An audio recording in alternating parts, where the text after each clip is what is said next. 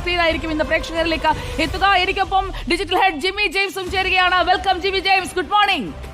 കണക്കുകൂട്ടലുകളൊക്കെ എങ്ങനെയായിരിക്കും മാറി മറിയുക എന്നറിയാൻ കാത്തിരിക്കുകയാണ്. ആദ്യത്തെ ഒരു 1.5 മണിക്കൂറിനുള്ളിൽ കാര്യങ്ങൾ കൃത്യമായി അറിയും എന്നുള്ള ഒരു പ്രവചനമാണ്. 3 റൗണ്ടിൽ LDF-ഉം UDF-ഉം ഒരുപോലെ വിജയം പ്രവചിക്കുന്ന ഒരു പഞ്ചായത്ത്. ആ പഞ്ചായത്തിലെ സ്ഥിതി എങ്ങനെയായിരിക്കും?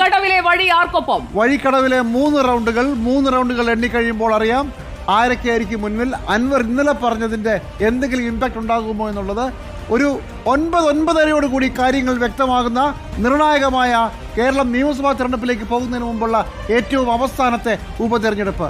ആര് വീഴും ആര് വാഴും എന്നതിനേക്കാൾ ആരെയൊക്കെ വീഴ്ത്തും എന്നുള്ളതാണ് ഏറ്റവും പ്രധാനപ്പെട്ടത്. ഏറ്റവും അവസാനം വരെ വളരെ വലിയ സസ്പെൻസ് നിലനിർത്തിക്കൊണ്ടാണ് സ്ഥാനാർത്ഥികൾ എല്ലാവരും ക്യാമ്പയിൻ ചെയ്തത്. ആദ്യ അവസാനം സസ്പെൻസ് നിലനിർത്തിയ PV അൻവർ ഇന്നലെ രാത്രി ഒരു വെടികൂടി പൊട്ടിച്ചു. എനിക്ക് കിട്ടേണ്ട വോട്ടുകൾ